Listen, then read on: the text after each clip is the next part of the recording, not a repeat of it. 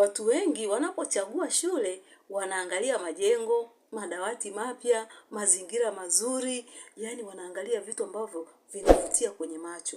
Lakini swali moja tu ambalo mimi ninajiuliza na wewe jiulize. Je, hayo mambo yanatosha kujenga msingi wa maisha ya mtoto? Leo katika Moyo wa Malezi tunaenda kukufungua macho kuangalia, je, ni mambo gani ya msingi ambayo wewe kama mzazi unapotaka kuchagua shule ya mtoto wako unapaswa kuyazingatia. Mimi ninaitwa Muhere Madam. Kama bado haujasubscribe kwenye chaneli yetu ya Moyo wa Malezi, karibu ufanye hivyo sasa hivi, kwa sababu tunakuletea maarifa sahihi kabisa kwa ajili ya mtoto wako, kwa ajili ya familia yako na kwa ajili ya jamii nzima. Ukitaka kuwasiliana na sisi, una uwezo wa kutupigia simu au kututumia ujumbe kwa namba 0754579224. Karibu sasa tuanze, tuende kuona, je, ni mambo gani unatakiwa kuyazingatia kabisa unapochagua shule ya mtoto wako, kwa sababu ubora wa shule sio majengo, sio madawati, wala sio tu mazingira. Ubora wa shule ni zaidi ya hapo unapowaza. Karibu na tuanze. Jambo la kwanza ni ubora wa walimu, si tu katika kufundisha bali pia katika malezi. Walimu ndio wanakaa sana na watoto. Muda mwingi watoto wako na walimu. Mzazi unatakiwa kuzingatia jambo hili la msingi sana, kuangalia, je, walimu wa hii shule ambao nimechagua mtoto wangu aende akasome, je, wana malezi na maadili mazuri? Ni wafundishaji tu au ni walimu ambao pia wanamjenga mtoto kiakili, wanamjenga mtoto kimwili, wanamjenga mtoto pia hata kiroho? Mtoto anaangalia sana si kile anachofundishwa, bali mtoto anaangalia kile ambacho anatendewa. Kwa hiyo mwalimu kama atakuwa si mwalimu mwenye maadili mazuri, ambaye ana uwezo wa kumsaidia mtoto kimaadili, ana uwezo wa kumbomoa mtoto badala ya kumjenga mtoto. Kwa hiyo wazazi tunapochagua shule ya kupeleka watoto, lazima pia tuangalie maadili walimu wanayowapa watoto. Lazima ufuatilie katika ile shule, je, ile shule ina walimu ambao wanawapa watoto maadili, wanawajenga watoto pia kiroho, wanawasaidia watoto? Hivyo ni vitu ambavyo mzazi lazima uhakikishe unafuatilia. Usikae tu eti kwa sababu umeshalipa karo, umelipa ada kubwa, shule ni nzuri na majengo mazuri, ukakaa kimya tu ukatulia bila kufuatilia kuona hao watu ambao wanashinda na mtoto wangu labda siku nzima au ni boarding, je, wana maadili?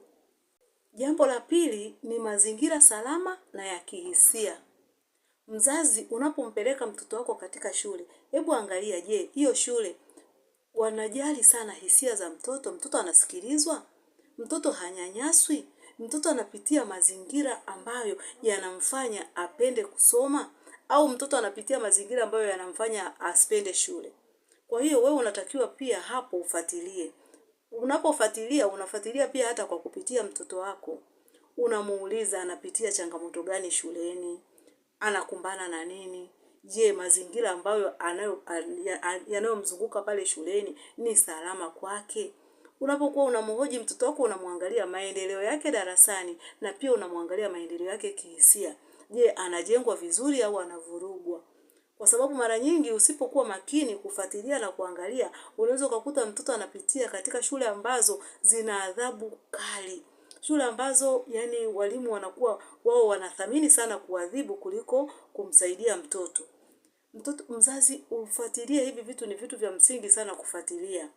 Walimu wana uwezo wa kumsaidia sana mtoto, na walimu wana uwezo wa kumjenga sana mtoto, lakini mzazi pia wajibu wako ni kufuatilia. Je, mtoto wangu kihisia anajengwa vizuri au mtoto wangu anapitia changamoto za unyanyasaji? Tunashukuru Mungu kwamba shule nyingi sasa walimu wanafundishwa sana kuhusu madhara ya unyanyasaji wa watoto. Hivyo tunatarajia na kutegemea kwamba walimu watawasaidia watoto na sio kuwanyanyasa watoto. Jambo la tatu ni kujenga tabia na maadili. Elimu peke yake bila maadili haitoshi kwa mtoto. Shule nzuri ni ile ambayo wanatoa elimu, wanafundisha maadili, wanafundisha uwajibikaji, wanamjenga kijana mtoto kuja kuwa raia mwema kesho. Elimu bila maadili inakuwa haijamsaidia mtoto. Kwa hiyo shule inapokuwa inatoa maadili pia kwa watoto, kuhakikisha wanaona watoto mara nyingi watoto wanapenda kujaribu. Watoto wengi unakuta wanapenda kujaribu kuingia kwenye makundi ambao ni hatarishi sana, kujiunga na watoto wengine ambao wanakuwa wamepitia katika mazingira ambao sio mazuri. Kwa hiyo unakuta watoto mara nyingi kwa sababu wanaiga kwa kuona. Anaona mwenzake anavuta sigara, anaona mwenzake anavuta bangi, anaona mwenzake anakula mirungi, anafanya nini, amejiingiza katika vitendo vibaya, mtoto anakuwa anafuata. Kwa hiyo shule nzuri ni shule ambayo inakemea, shule ambayo inakataza kwamba na inakuwa ina sheria kwamba mtoto akionekana anafanya hivi vitendo, sisi hatutakubaliana na hivyo vitendo. Kwa hiyo hiyo shule inakuwa inamsaidia mtoto anakuwa anatembea katika misingi. Mtoto anakuwa anajua kabisa nikifanya hivi vitu havikubaliki shuleni. Kwa hiyo vinamsaidia mtoto kuepukana na kufanya hayo mambo ambayo ni hatarishi. Jambo la 4 ni kugundua na kuendeleza vipaji. Kila mtoto ana kitu chake cha pekee. Shule nzuri ni ile shule ambayo inagundua vipaji vya watoto na kuviendeleza. Sio kila mtoto atafanya vizuri kwenye masomo darasani.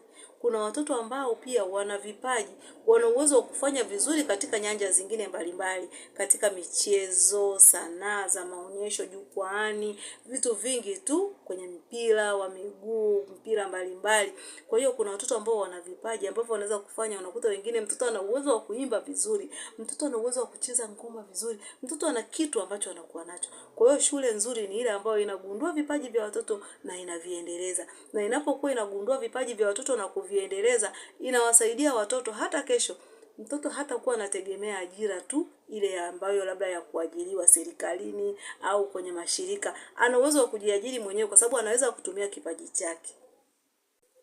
Jambo la 5 ni ushirikiano kati ya shule na wazazi. Shule nzuri ni ile ambayo wazazi wanashirikiana na walimu. Mtoto halelewi na mtu mmoja. Mtoto analelewa pande zote. Mtoto analelewa na shule na pia mtoto analelewa na wazazi. Kwa hiyo shule nzuri ni ile ambayo inatoa fursa kwa wazazi kushirikiana na walimu. Walimu na wazazi wakiwa kitu kimoja wana uwezo wa kumsaidia mtoto. Mtoto anapogundua kwamba walimu na wazazi hawashirikiani, mtoto ana uwezo wa kuchukua hiyo fursa kufanya jambo ambalo linakuwa hatari kwa maisha yake. Kwa hiyo shule nzuri mzazi, hakikisha unaona shule ambayo walimu wanakazana kushirikiana na wazazi. Walimu wanawaita wazazi kuhakikisha kwamba wazazi wanajua mienendo ya watoto. Wazazi wanapata taarifa za watoto, wanapata maendeleo ya watoto darasani, wanapata kuhusu watoto wao. Kwa hiyo ukiona shule ambayo walimu wanaita wazazi, wanashirikiana, wanataka kushirikiana, jua kwamba hiyo ni shule nzuri na wewe mzazi sasa toa ushirikiano. Kwa sababu kuna baadhi ya wazazi pia hawatoi ushirikiano kwa walimu. Kwa hiyo shule nzuri ni ile ambayo inatoa ushirikiano na wazazi wanakuwa kitu kimoja kati yao na walimu.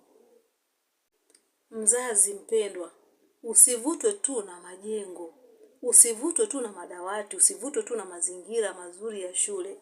Hakikisha unapochagua shule ya mtoto wako, angalia kwamba je, hii shule itamjenga mtoto wangu?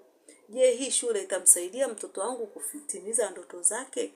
Unapochagua shule unatakiwa kuwa makini sana. Usivutwe tu na mambo ambayo unayaona kwenye macho. Mambo ambayo tu ni unayaangalia tu unasema ile shule ni kali, bustani za kutosha, majengo mazuri, unasimulia na wazazi wenzako kwamba shule anayosoma mtoto wangu ni kali, ukiangalia yani iko vizuri. Msimulie mzazi mwingine kuhusu ubora wa taaluma, walimu na mambo ambayo yanamjenga mtoto wako. Kama umevutiwa na video hii, hebu tuambie kwenye comment. Wewe unapochagua shule ya mtoto wako, unaangalia mambo gani ya msingi kabisa ambayo yanakuvuta wewe na uchague? Au shule uliompeleka mtoto wako wewe uliangalia nini? Bila shaka umejifunza kitu kipya siku ya leo. Usiache kushare kwenye video hii kwa wazazi wengine. Usiache kusubscribe, comment, like ili uendelee kuwa mmoja wa familia ya Moyo wa Malezi. Asante, Mungu akubariki. Tukutane tena kwenye video inayofuata.